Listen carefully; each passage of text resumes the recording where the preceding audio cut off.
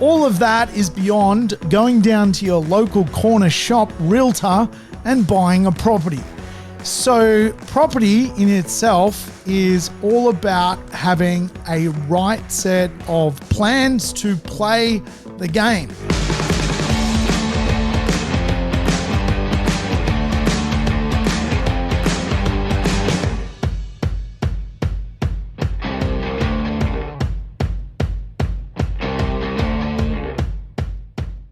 Welcome to the Urban Property Investor. I'm your host, Sam Saggers, here to help you crack the code of real estate wealth. Today's show, the cash flow blueprint. I'm going to give you my blueprint on how to end up positive cash flow from Australian real estate. The idea of using real estate to generate income in your world.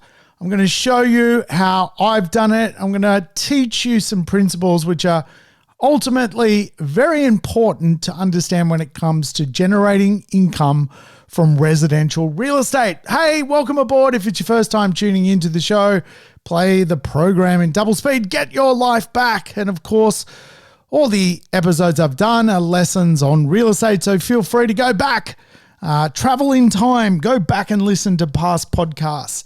But thank you for tuning in. And of course, welcome back all you regular urban property investors. I hope you are doing well. I'm well. There's gopniks in the street. I've got a big zit coming out of my chin. That's really my world at the moment, zits and gopniks. But I tell you what is nice to know is that I've created a bit of a nest egg for myself in this world. And I would like other people to do the same. So today we're going to go through the cash flow blueprint. I'm going to touch on the affordability crisis, the history of positive cash flow, how to go and buy a negatively geared property and end up with a positive cash flow property. And of course, I'm going to cover off some theories around real estate and give you some cash flow factors, which I think you should look for when it comes to Australian real estate to not only get capital growth, but also to get rental growth. So let's do it. Let's work this out. And of course, I teach 7 property plans inside of real estate. I don't think real estate's just about buying a property. I think it's a lot deeper than that. You're going to need a capital growth plan. You're going to need a plan to formulate rental capital growth. You're going to need a plan around minimizing your tax, reducing your debt. You're going to need plans around finance. You're going to need plans around income in retirement and wealth accumulation and acceleration. All of that is beyond going down to your local corner shop realtor and buying a property. So property in itself is all about having a right set of plans to play the game. And it's like going and playing golf. I think real estate, if you head down to the local golf course and you've only got 2 or 3 clubs to play an 18 whole golf course, you're going to run into trouble. And I think a lot of property investors run into trouble because they simply just don't have enough golf clubs in the tool bag, so to speak, to play the entire game.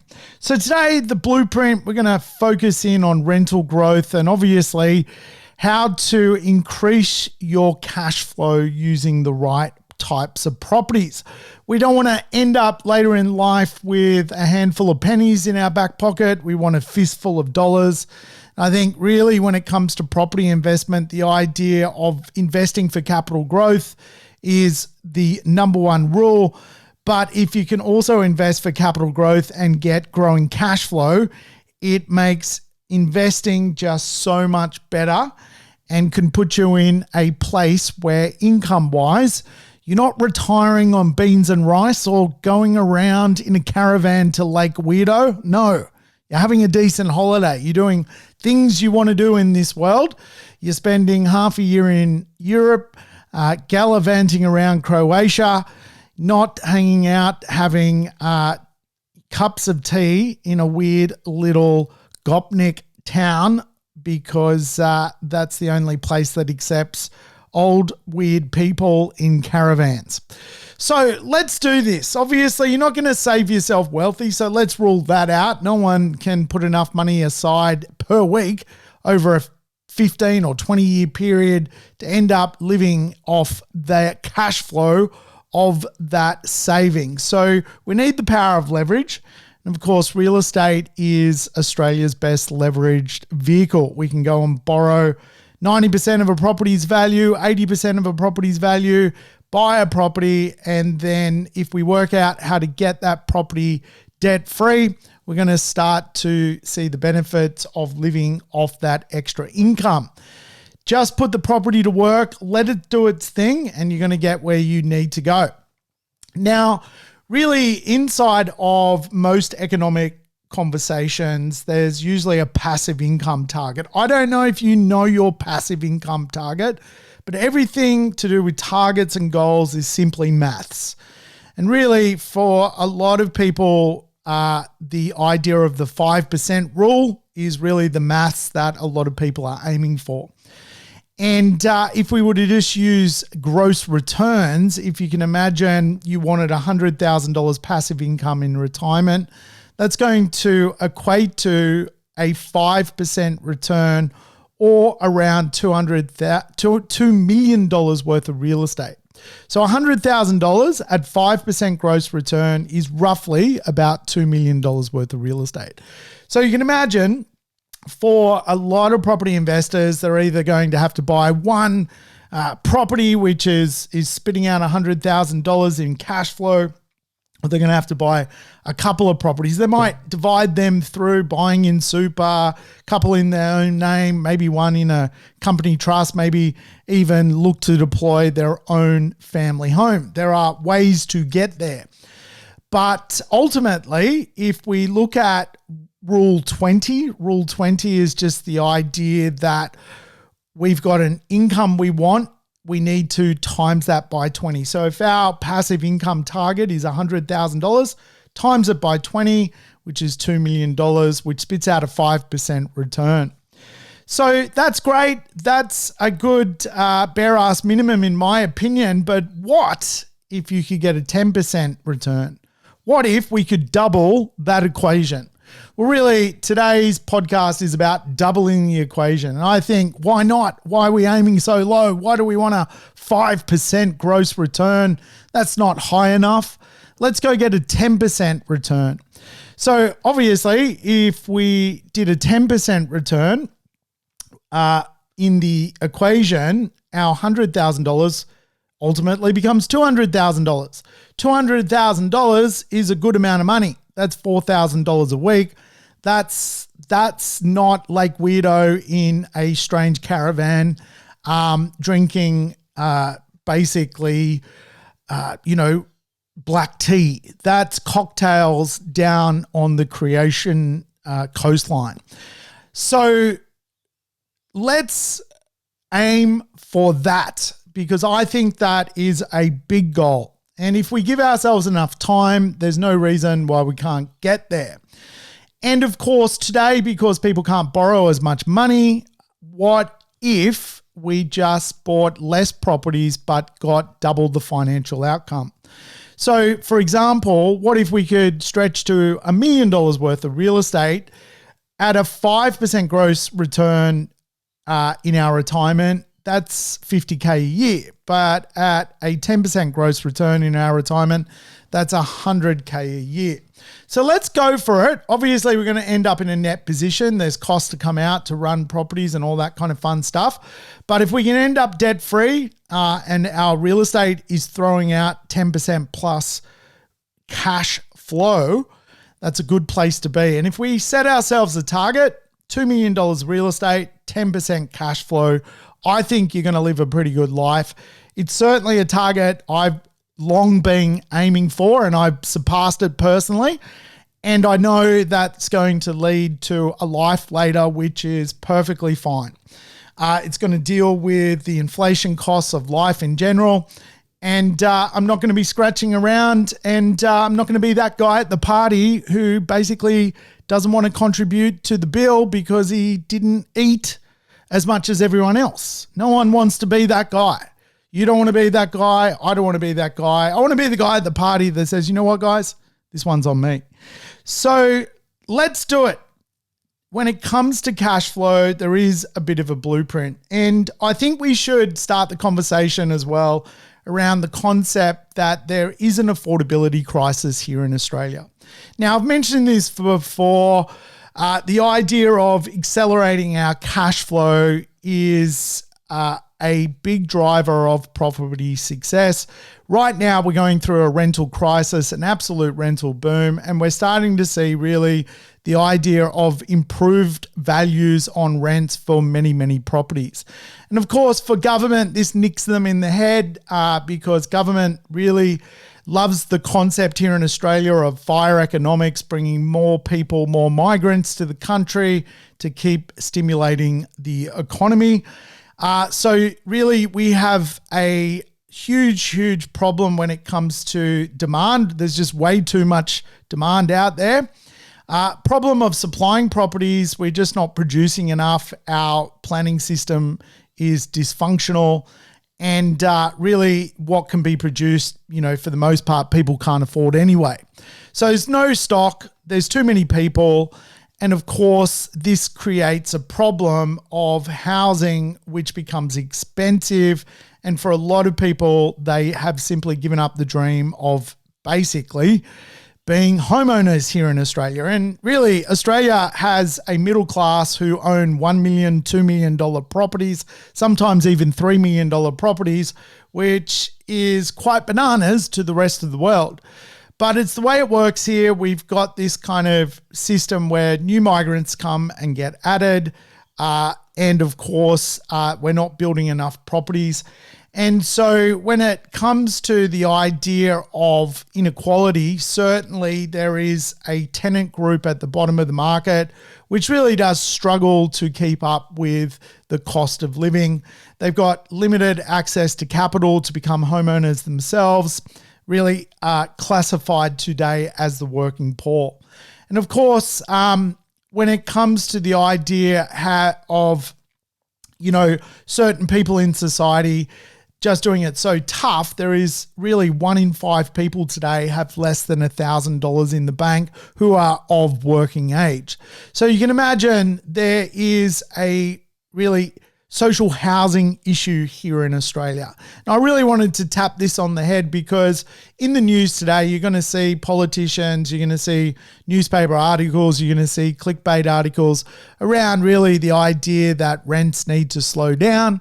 And really for a lot of what that, conversation is designed to talk to is really the people at the bottom of the social ecosystem. They are doing it tough. Today, there's a 10-year wait to get into, for example, housing commission or social housing. There's some 400,000 people on the waiting list. So again, you are going to see basically ideas of, slowing down leasing, maybe renewing rents every 2 years, not 12 months. My advice with that kind of concept is don't pay too much attention to it. Don't let it derail you because we can end up positive cash flow. And I'm going to show you how. And of course, if we look at the supply figures of real estate coming through the funnel, it's just going to get worse and worse and worse over the next 3 years because there is no stock. If you look at the actual immigration statistics for next year and the year after, there's well over 1 million people coming into the country. And then if you look at the supply levels of stock coming through the system, it's nothing. And so you're going to have this huge amount of people jumping into the rental market and pushing up rents.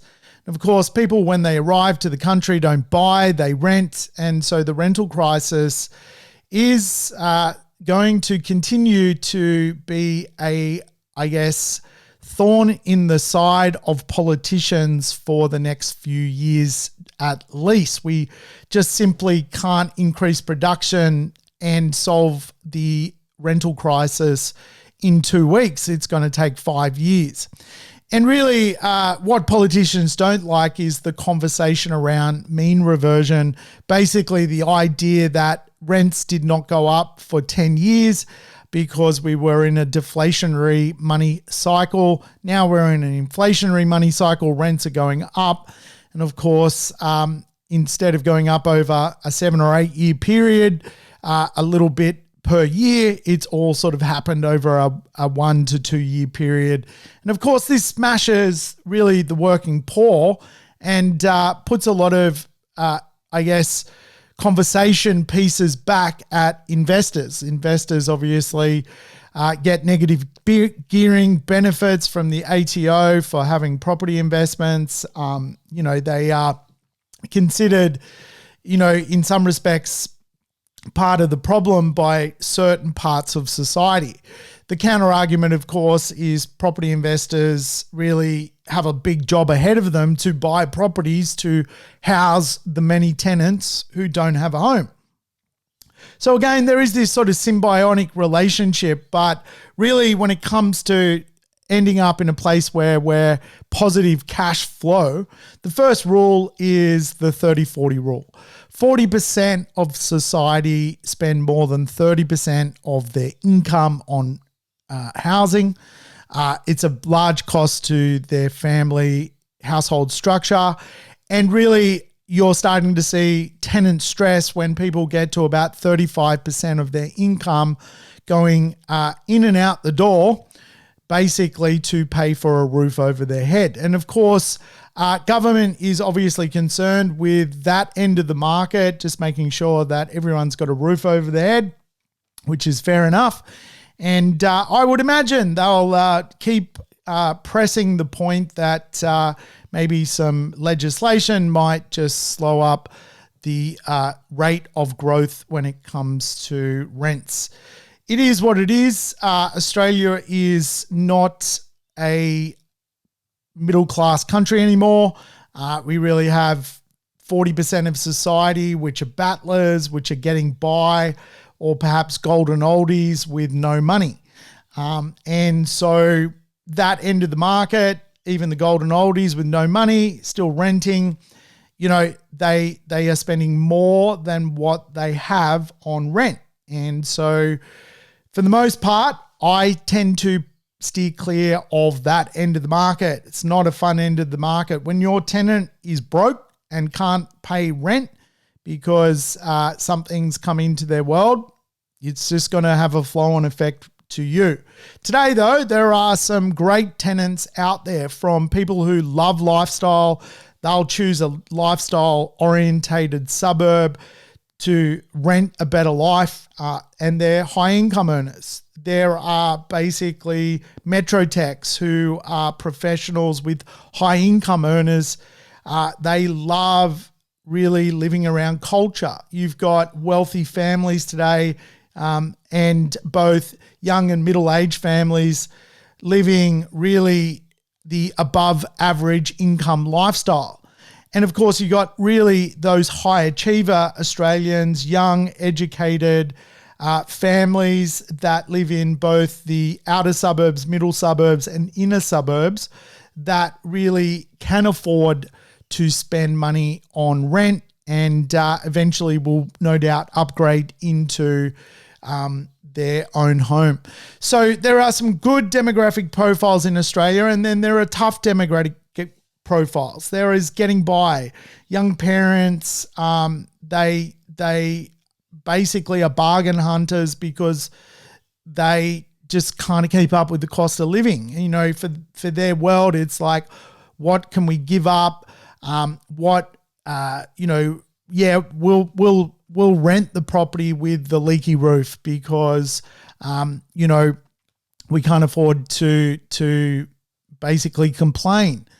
You've got the Aussie-born battler, struggling young family, single mums, single fathers, basically pretty close to welfare kind of space. And again, it is what it is. Let's be honest about it. That's Australia. And we've got some really sharp people, and we've got, some people struggling inside of the space. Now, the federal government sort of came up with some ideas through their recent budget to try and work with the 30-40 end of the market. Remember, 40% of society spends way too much on housing, and the government is trying their best to come up with solutions to fix the housing shortage. And really, the Commonwealth Rental Assistance Program is designed to top up people's rents. You've got, the idea of the Australian government trying to, even come up with some national housing, development. You've got all sorts of things happening. And really, when I examine the federal budget, from giving benefits to build to rent, better depreciation, to expanding the eligibility of the first homeowner grant, to you doing some economic reforms around infrastructure. And really, it's all about the people at the bottom of the market. And that's fair enough as well. People need roofs over their head. People need tenure. People need a place to live. But the reason I talk about this section of the market, the have-not tenant section, half a week away from broke, let's not go there, because if they can't afford to rent today, why would the rent you're charging them today double over the next 10, 15, 20 years? The simple answer is it won't. Let's say, by way of example, that battler is paying $400 a week in rent and struggling. It's 35% of their income today. How are they going to pay $800 a week rent? It's not going to happen. So let's just hit that one on the head. Think we can give that a tick. Now we know that. Now we're actually embracing that conversation. Where are the have tenants? Where are the people who are all about lifestyle, all about profession, all about, having a great family and high achieving? This is the conversation we need to have. And today I'll give you the places they are so you can buy real estate investments in those places.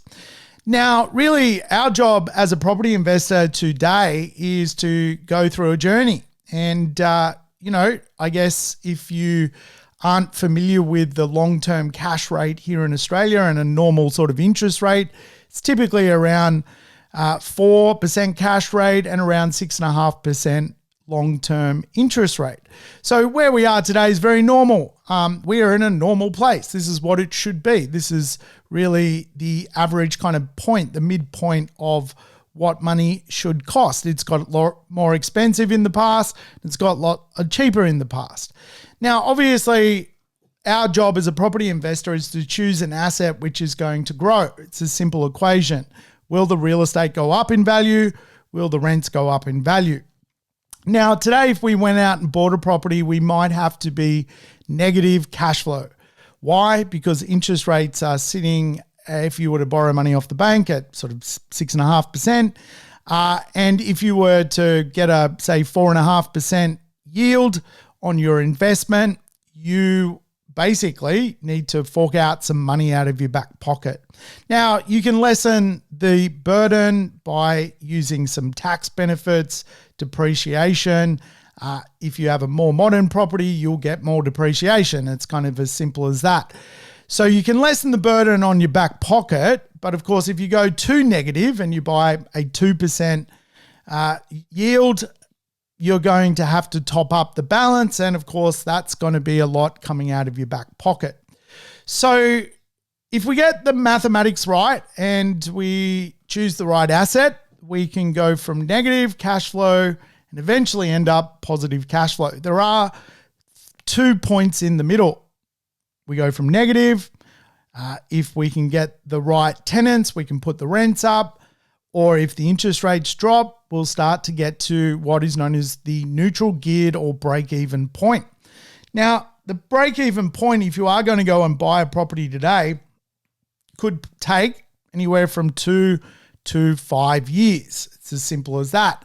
And typically what happens is, because property investors need to go through a break-even point, quite often when you're first offered a home loan, as an investment loan, you might get offered a 5-year interest-only period. That's really to help your investment go from negative cash flow to basically a break-even point. And so it's really important that you use that period of your time to make sure you've bought the right asset and, of course, push those rents up. Now, there is a point after the neutral break-even point known as positive gearing. Positive gearing is not positive cash flow. There is a difference. Positive gearing is basically a point where your asset plus your tax deductions equates to a surplus of income. So your rent and tax deductions basically equalize to a surplus of income. You might basically still be neutral or negative out of your back pocket to keep the property afloat. But once you do your tax return, you claim that money back and you get some money in your back pocket, so to speak. Then the final step is positive cash flow. Positive cash flow is when your real estate is paying you. You basically don't even need a tax deduction. The rent is so high that it is producing income superior to your costs and superior to your mortgage rate. Obviously, if you end up debt-free, you will be positive cash flow on your asset. Obviously, for a property investor, there is a cost to borrow money. Now, just by way of teaching, I will explain how it kind of works. There is the 3% rule and the 2% rule. Really, the best way to understand it, if you want pure positive cash flow, you need to be 3% above the mortgage rate. So today, let's say you are borrowing money at 6%, your gross yield would be 9%, assuming you bought and borrowed 100% of the asset's value. You used equity to buy the property. So 9% will throw out cash flow on a 6% interest rate market. Now, here you can see what's going on. How are we going to get our rents to a 9% yield? This is a big question. Are we just going to be reliant on interest rates coming down in value? What if they go stay at the same price or go up in value? This is the point. This is the point why over our asset accumulation period, we want to choose assets that end up positive cash flow. I'll show you how we're going to do that. But if we were to look at positive geared, it's kind of the 2% rule. You know, if we were a 6% interest rate, we might look at a 8% return.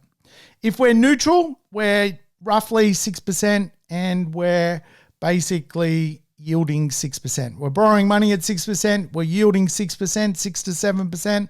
And then if we're negatively geared, we're borrowing money at 6% and probably buying a property which throws out a 4.5% return, something like that, maybe more. But that's the model. So positive cash flow, 6% interest rate, 9% gross yield. Positively geared, 6% interest rate, 7 to 8% gross yield. Neutrally geared, 6% interest rate, 6% gross yield. Negatively geared, 6% interest rate, and then really anything less than that, say around 4.5%, it's negatively geared. Now, again, buy the right real estate, you probably want to be negatively geared. And again, that is really just the idea of the capitalization rate. The lower the yield, usually the better the asset. It's kind of how it works.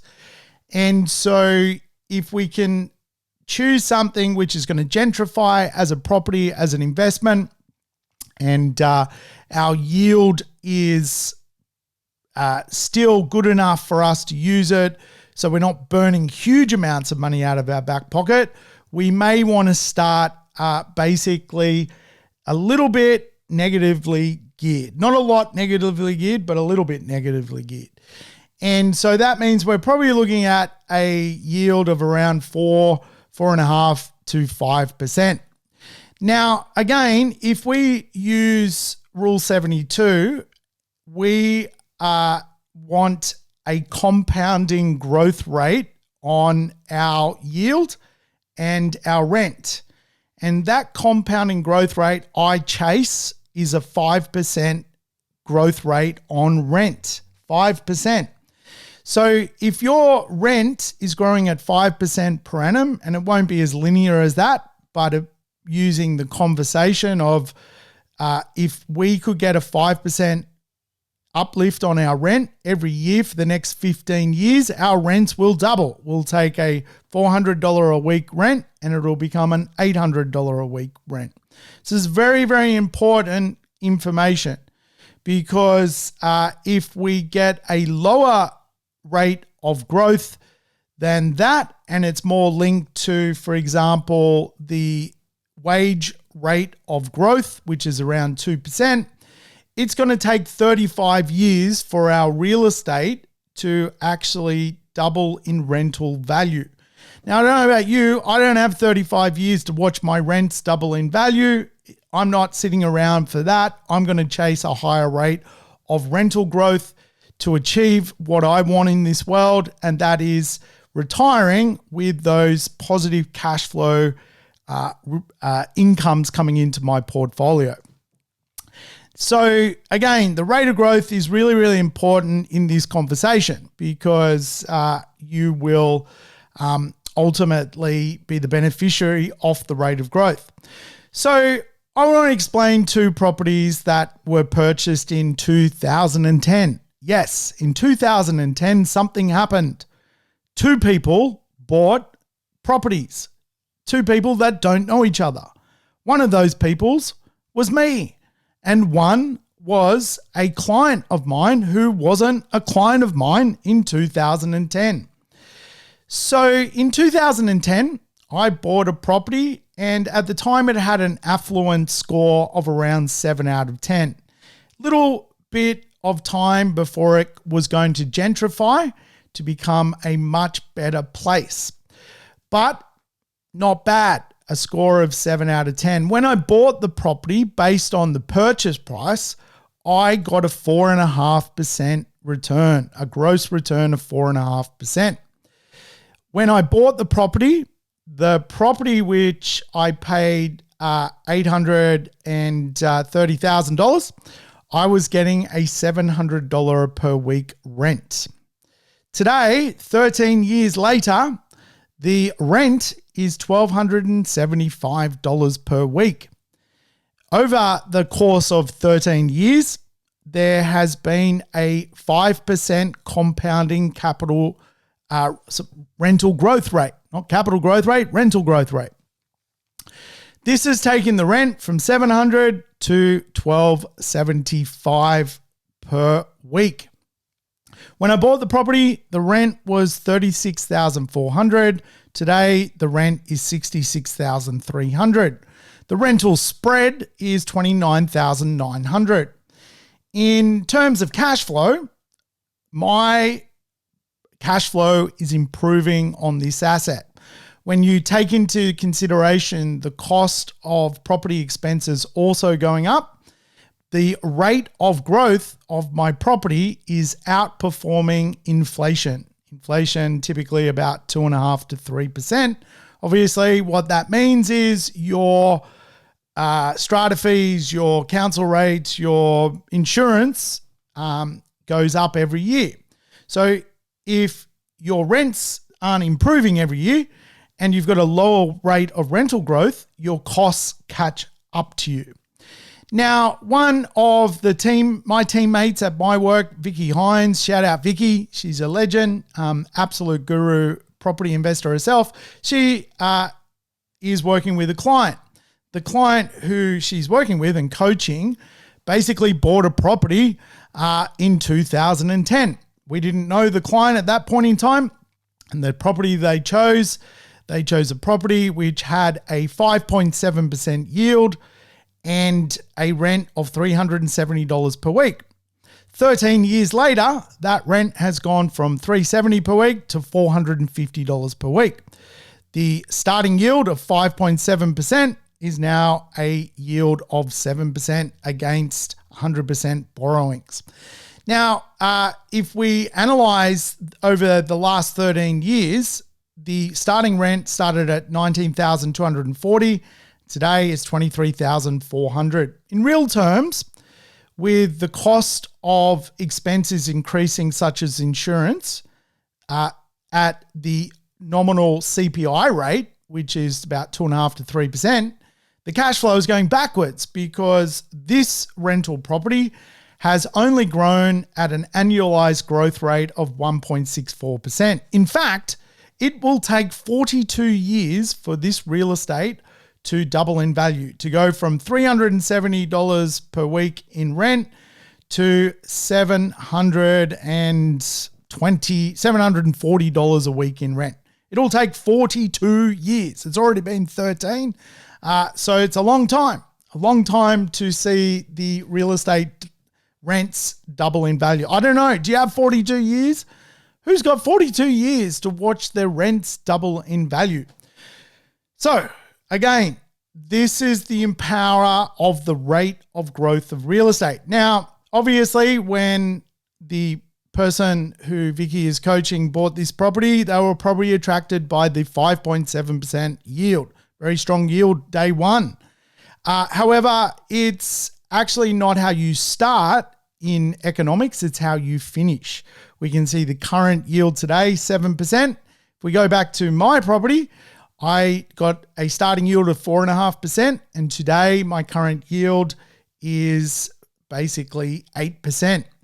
However, along the way, I've also debt reduced, and now my actual cash flow and overall yield against debt is 10.5%. So I'm positive cash flow on that property. Now, again, if we go back to the battlers versus the lifestylers, this property that the client bought was in a very low socioeconomic area, and really the income was associated with lower socioeconomics, so fundamentally less ability for rents to grow.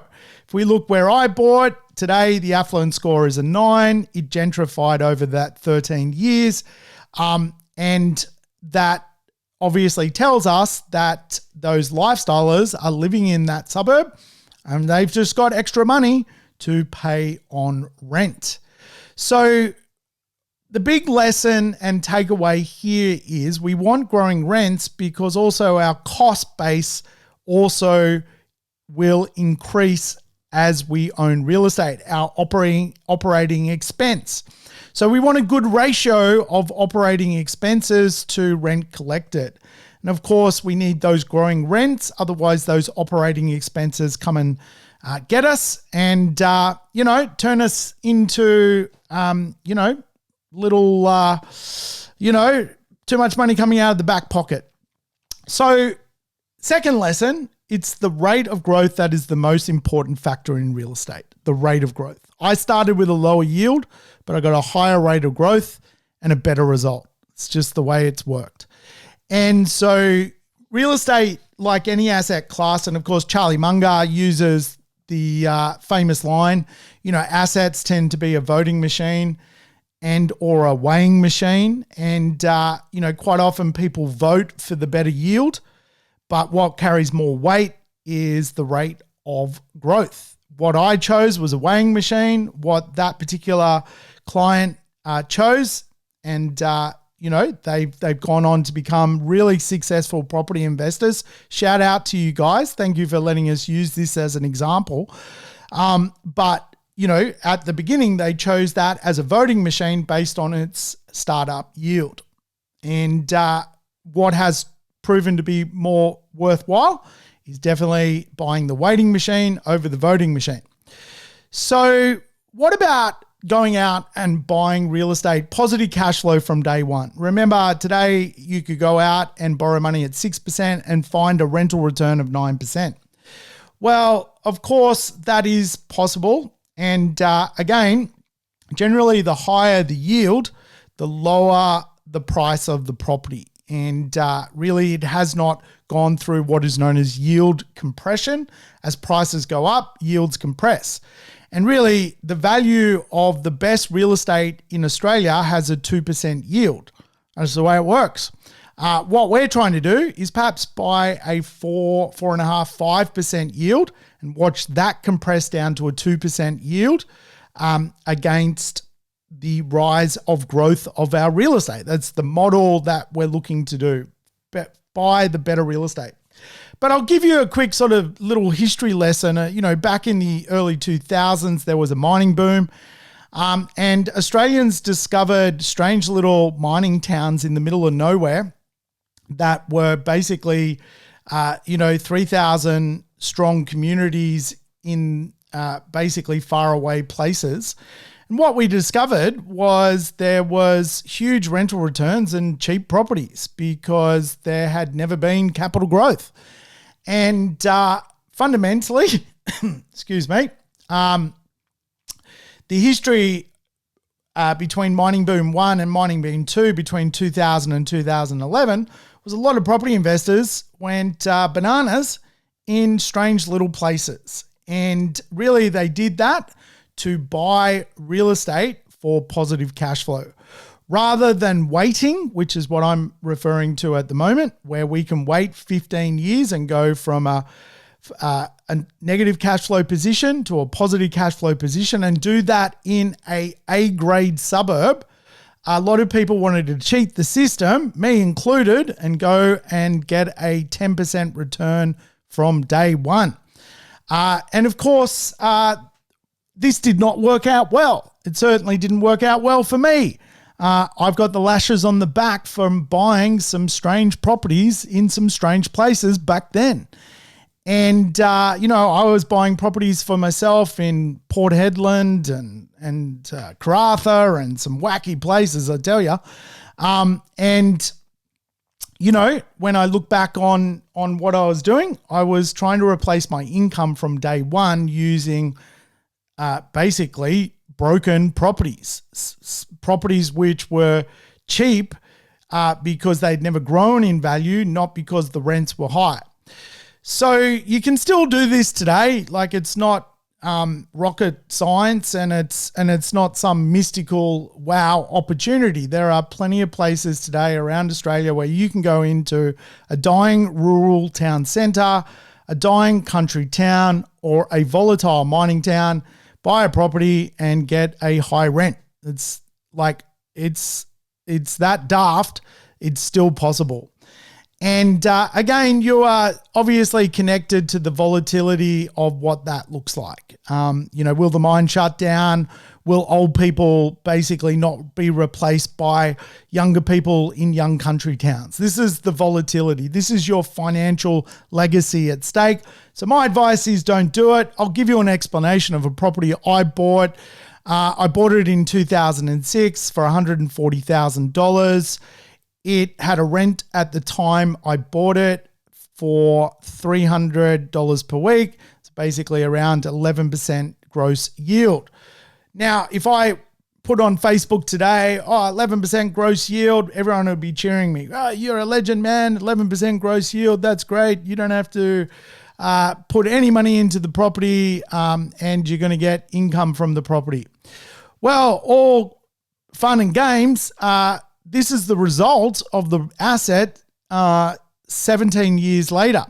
Well, in fact, in 2016, 10 years after buying that property in 2006, I actually sold the property for $132,000, obviously losing $8,000 in actual contract loss.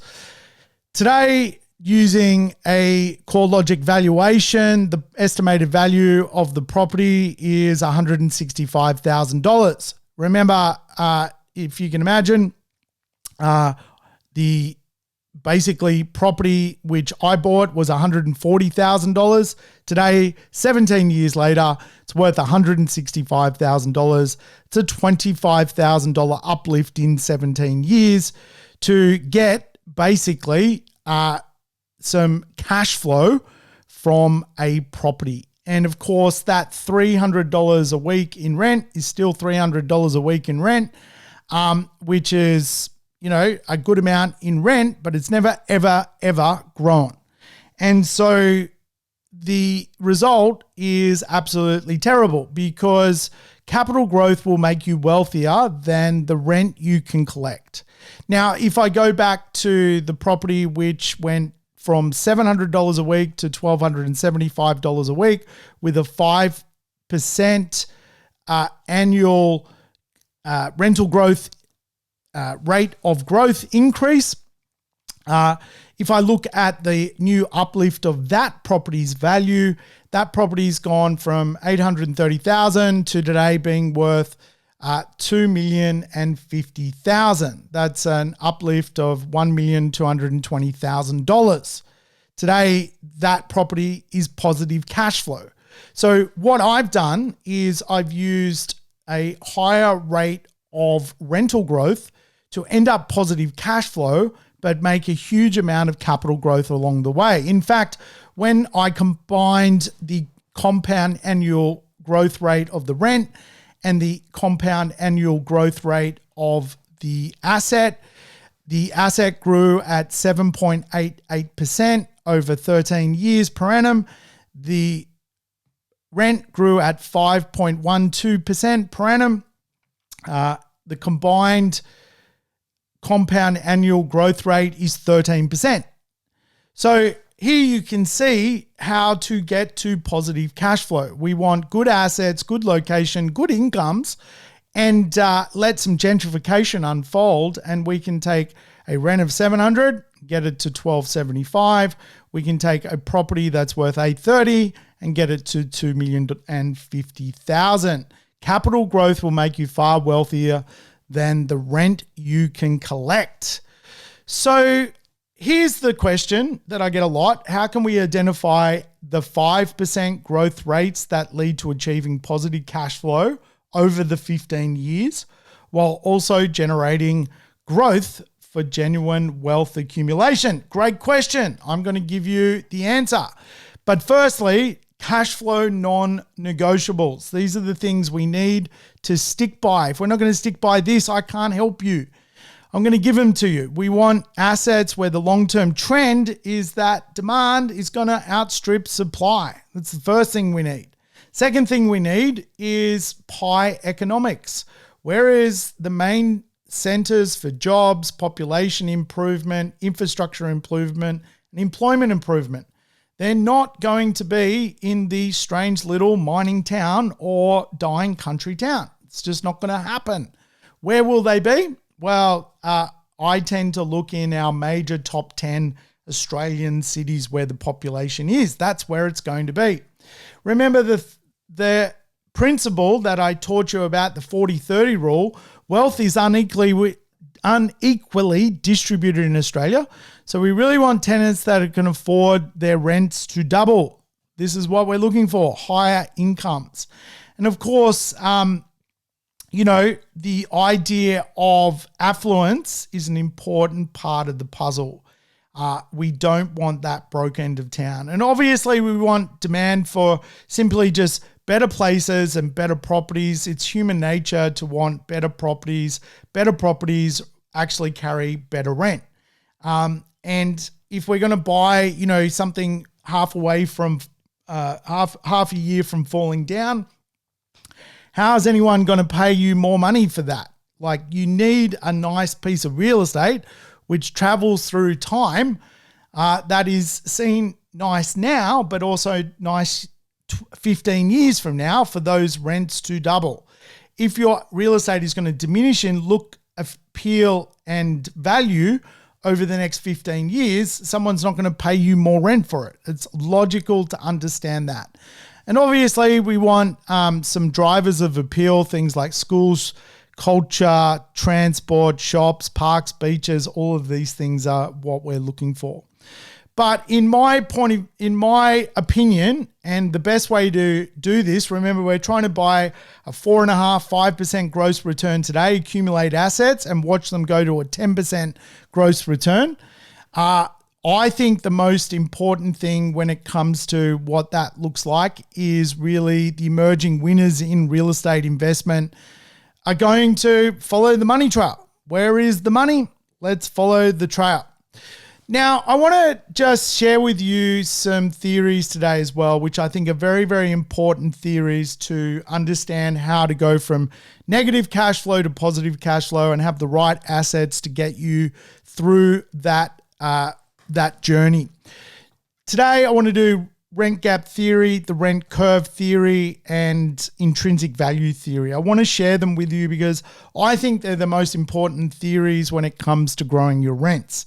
Now, obviously, rent gap theory is something I've covered off a lot on this podcast, so I will simply just touch on it. But ultimately, today, Australians spend a percentage of their income on housing. They spend a percentage of their income on clothing, transportation, education, medical, food and bev. They spend a percentage of their income on other services. Our job is to win the income race. We want the lion's share of income from a household's income coming to housing. That's our product. We're in the product of housing. That's what we do as property investors. We're competing with food and beverage. We may not realize it. We're competing with recreation. We may not realize it. We're competing with transportation.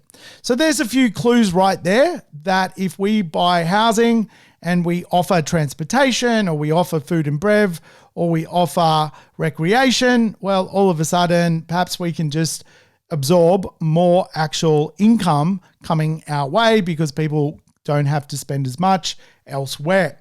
But again, going back to the rental affordability index, obviously it's considered unaffordable if people are paying over 30% of their income on rent. Now, again, we just simply don't want to go near those tenants in those marketplaces.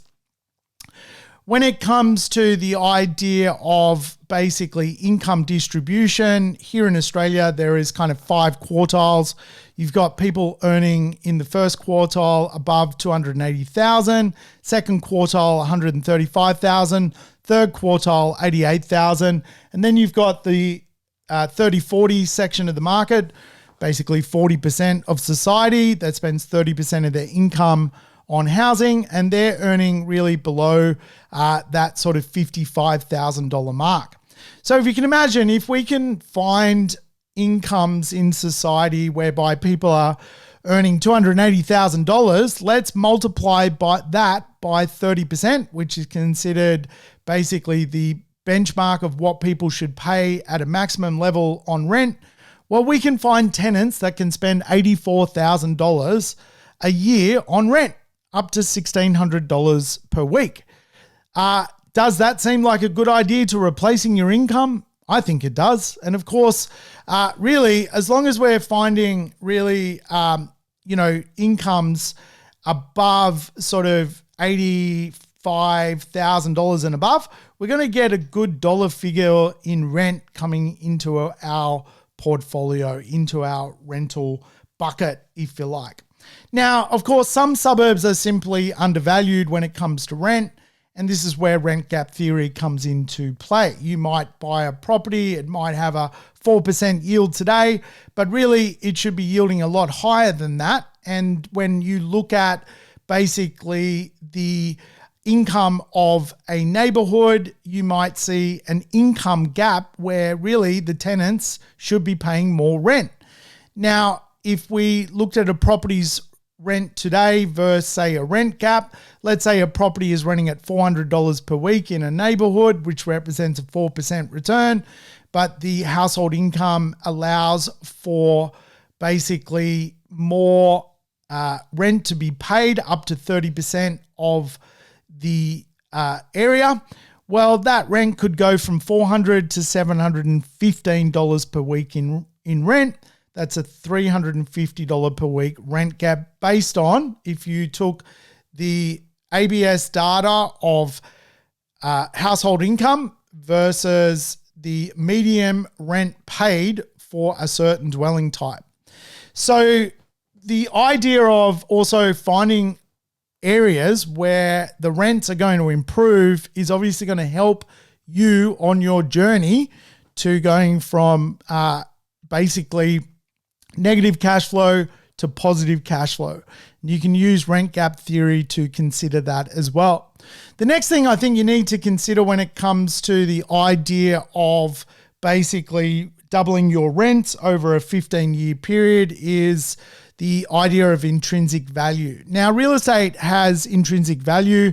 It's basically sectioned off into the lifetime cash flow of the property.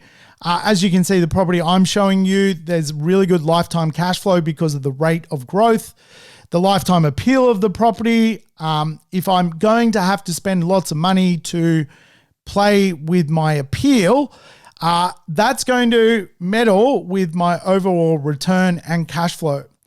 And in real estate, there are kind of three costs which you really don't want, which is your property becomes dysfunctional. It's not functional anymore.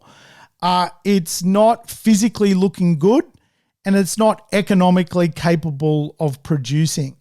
So really the idea of intrinsic value is you've got a property which is going to go on a journey and offer you lifetime cash flow without having the cost of functional obsolescence, economic obsolescence, or physical obsolescence.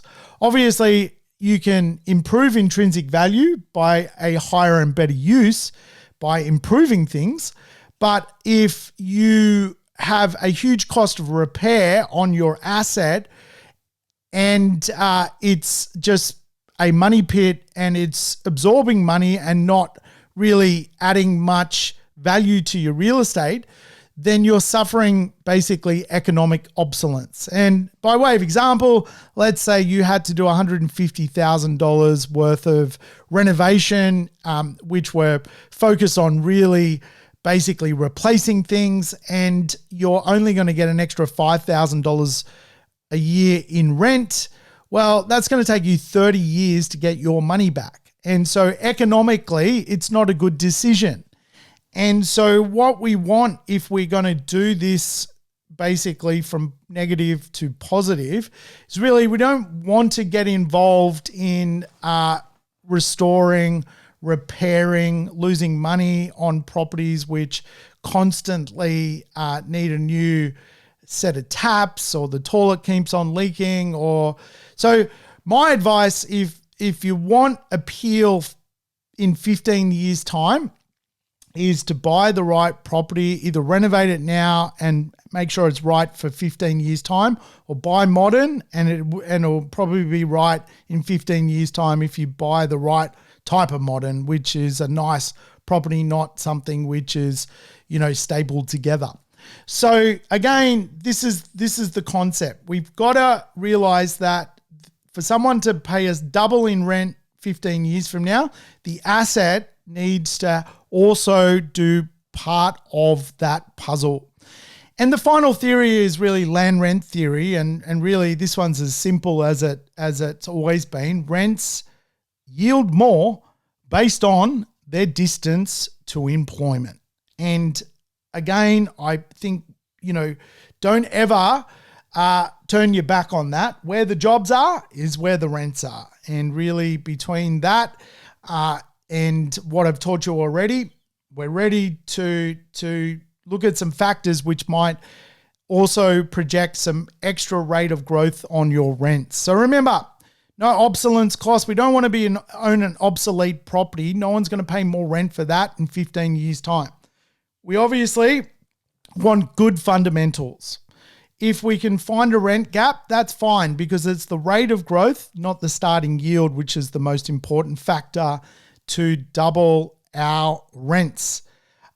If we are going to buy an investment, we want to be around the jobs. We want to avoid the 30-40 rule, which is 40% of society doesn't have any money in the bank, basically. And of course, it's the rate of growth that determines how we finish, not the starting yield as to how we start. And so it's a very important concept. So let's go on the journey. What would I be looking for when it comes to modern day cash flow properties? And by modern day, I mean not properties in mining town, not the property I bought for $140,000 and sold for $132,000, which is today worth $165,000. I mean, who wants that result in their life? What a waste of life.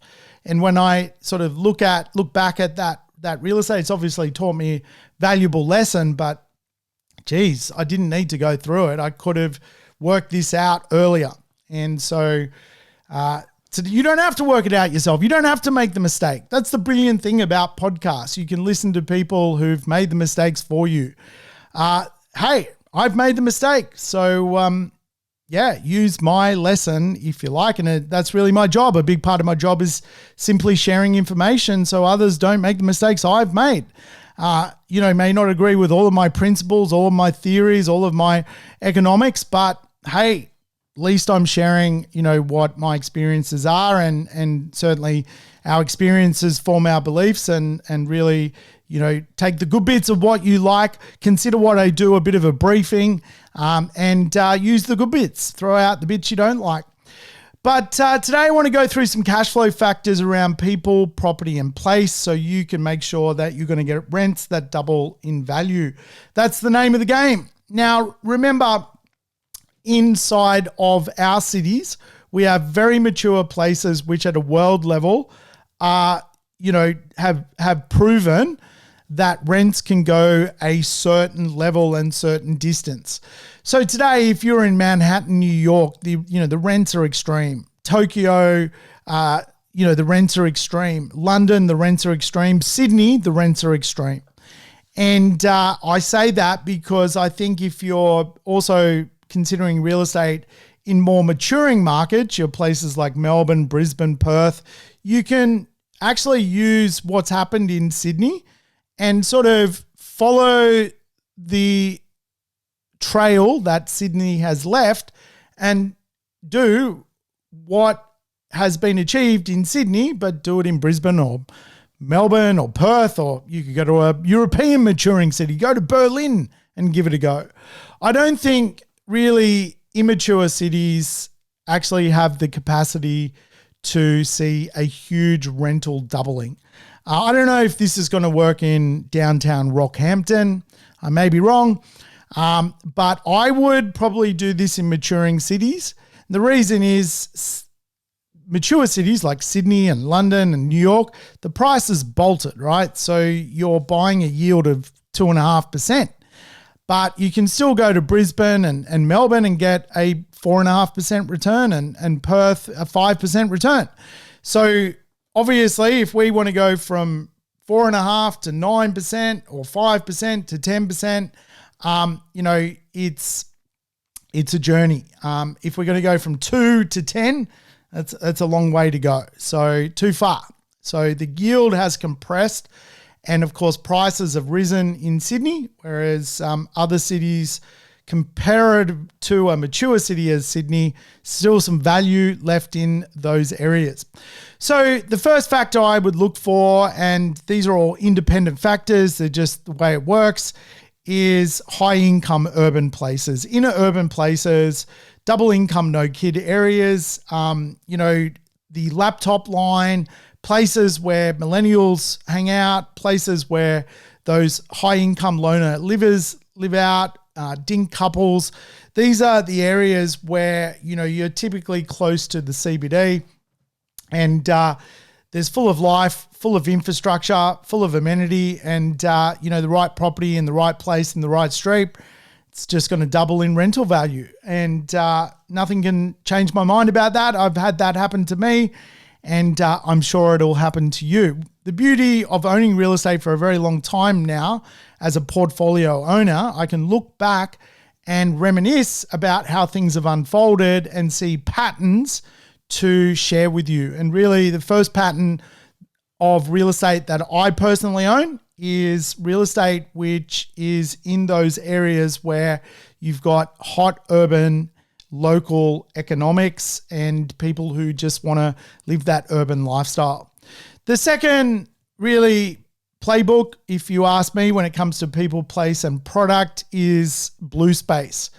Our cities have beaches, our cities have lakes, our cities have rivers, the right property next to blue space is going to carry with it a huge, huge return. And people simply consider blue space is there's not enough of it going around in efficient urban areas, and as such will pay big rents to ultimately live in those places.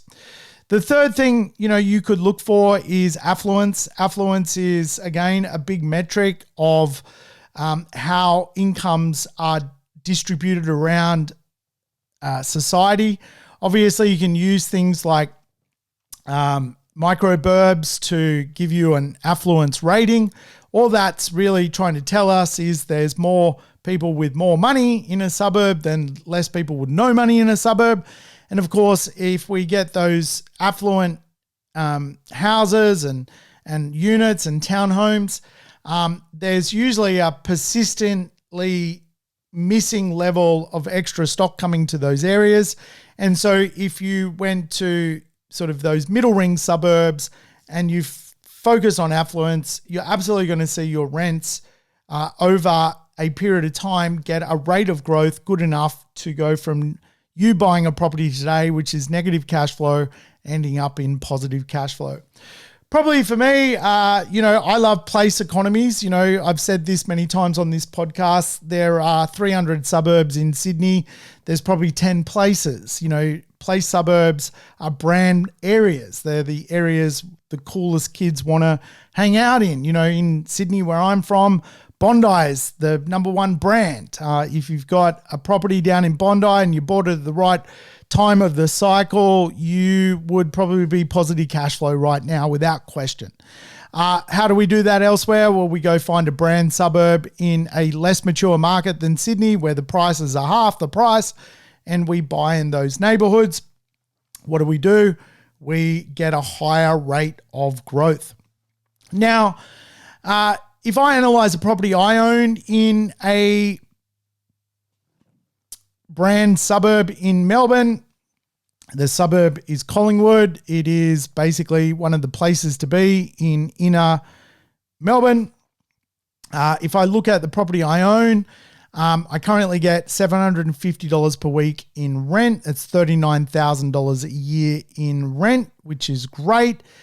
When I connect the 30% of income to the income brackets of society, I can see that I sit in the second income bracket from the top, where the tenant, if they're paying $39,000 a year in rent, $39,000 a year in rent is, connected to that second bracket of people earning over $135,000 a year in income.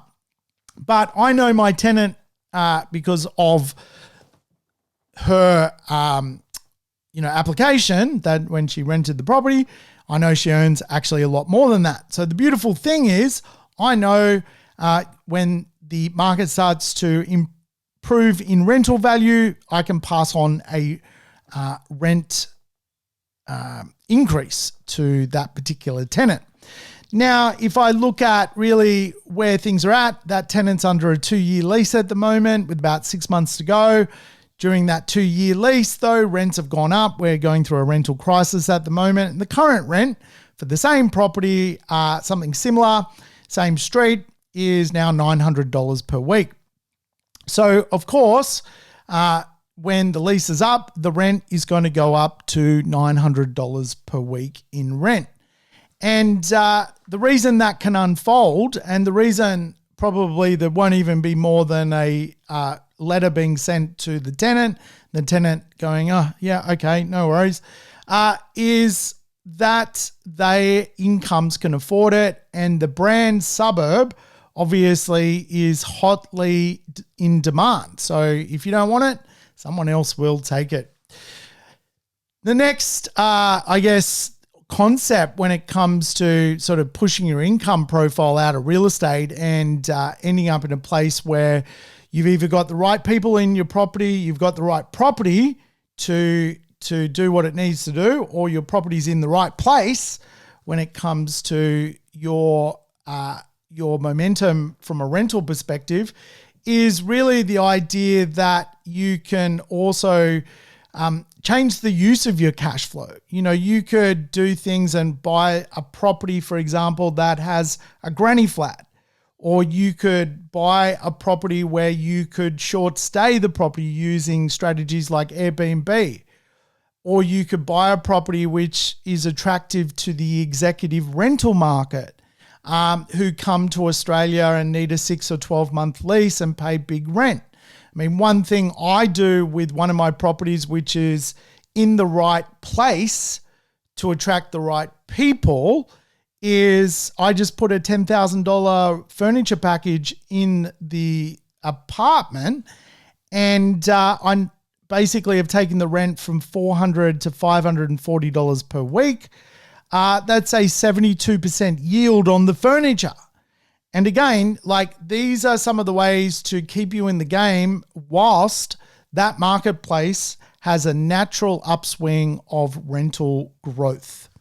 So remember, you can influence the people, you can influence the place, and you can influence the property. I was struggling to get that out, wasn't I? One way to influence people is to own a property in a place where you offer really a live, work, play principle.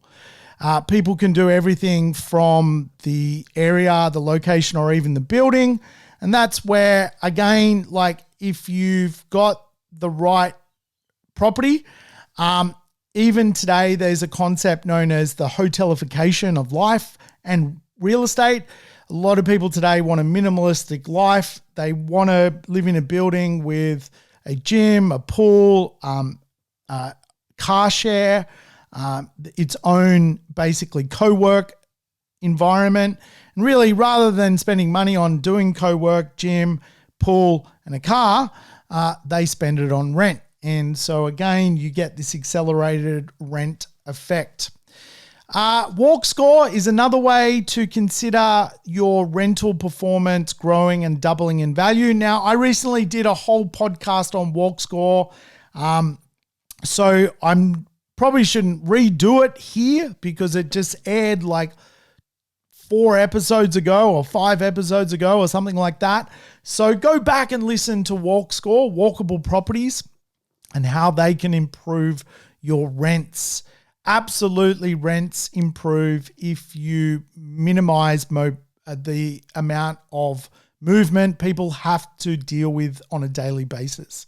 The next one is really design. Design absolutely matters. Again, if you've got the right property, you're in the right community, if it's this design-led concept, your rents will double. Remember, you are asking someone to pay into the future double the rent than what they're paying today. So the asset better be designed well. It better be functional. It better have some good behaviors, and it better reflect that it can extrapolate double the rent in 15 years' time. The next factor I would look for, again, links to the idea of employment. And, CBDs obviously are one way to consider that. Airports another. What's kind of AI proof and offshore proof is really medical. Education and medical, our big universities and hospitals. I know here in Sydney, we've got the world's or the Southern Hemisphere's biggest hospital being Westmead. And, a pretty, basic 2-bedroom apartment could rent for over $700 per week next to the hospital. Why? Hospital workers need to ultimately live quite close by to the hospital. And so it's a major, major job center. And it is the number one growing industry inside of Australia. It's got the most jobs on offer. And so naturally you're going to get this kind of, there's only so many properties near the hospital effect, and you'll get that sort of rental performance grow, particularly if those incomes and those properties can be connected to the higher end of medical. For me as well, I think some factors which are important is just the idea of transport. Mobility is a big conversation about how people live today. Of course, there has been some digitalization of how people live, where people live. But ultimately, if you were to look at the pyramid of movement, today people will live 2 hours from Sydney, in a small regional place. That's great. Is there that competitive tension in that area for rents to double? Ultimately, I think there is huge rents if people are using light transport options. Things like Uber, ferry, light bus, car share, ride share, trams, things like that. I think real estate around those places just does really, really well. And of course, it leads us to the conversation of the 20-minute neighborhood. If everything's in your neighborhood, you don't have to leave and you can work from home. I mean, these are some of the principles I think that will also push rental growth. But again, it's got to have the right local communities. No one wants to work from home in an area that doesn't even have a coffee shop. But if you've got good local everything, community first, and you got the right property in a big urban city like a Melbourne or a Brisbane or a Perth or something, man, your rents can double. And you can buy a good yield today and watch that rent double, and you can go from negative cash flow to positive cash flow. It's happened to me. It can happen to you. And finally, I think really the green economy will help rents double. Buying next to a park, next to a bushland, a bit of urban tree change. I mean, people pay big money for that, certainly from a buying point of view, and do it from a rental point of view as well. If you've got that little bit of lifestyle factor that really just starts to, stand out from the crowd, you're absolutely going to, without question, see your rents double. We want these kind of factual drivers of appeal, things like schools, jobs, transport, culture, shops, parks, beaches. Simple as that, really.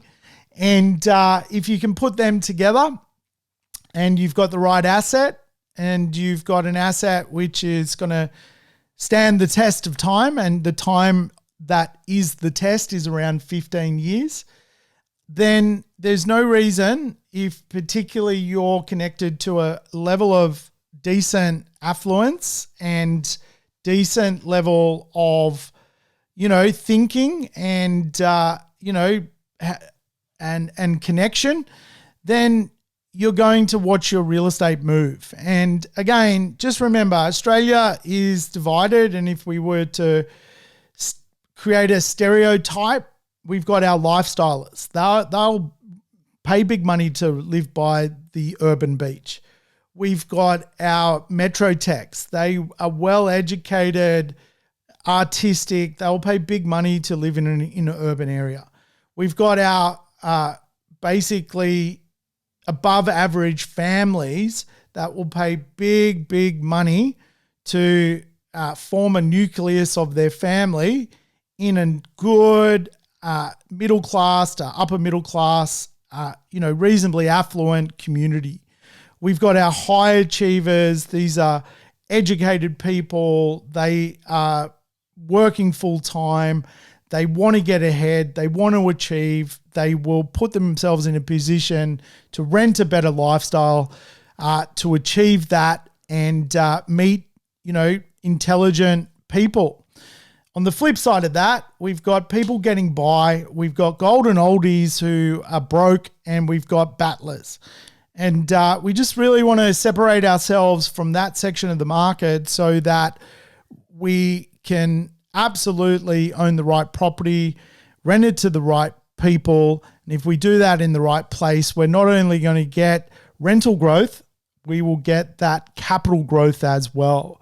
Remember, capital growth will make you wealthier than, asking an extra $20 a week in rent. We want our capital values to improve, but it is really, really handy to watch your capital values improve and see a huge amount of rental growth along the journey. Hey, I hope that was helpful. I'll catch you on the next episode as we talk more real estate. Thanks for tuning in to the Urban Property Investor. To never miss an episode, make sure you subscribe to the podcast on your favorite app or on YouTube. And I would love it if you could give the show a rating and share it with your friends and family. In between episodes, you can always keep in touch with me by connecting on social media over Facebook, Instagram, or LinkedIn. Until we meet again on the next episode of the Urban Property Investor, take care and bye for now.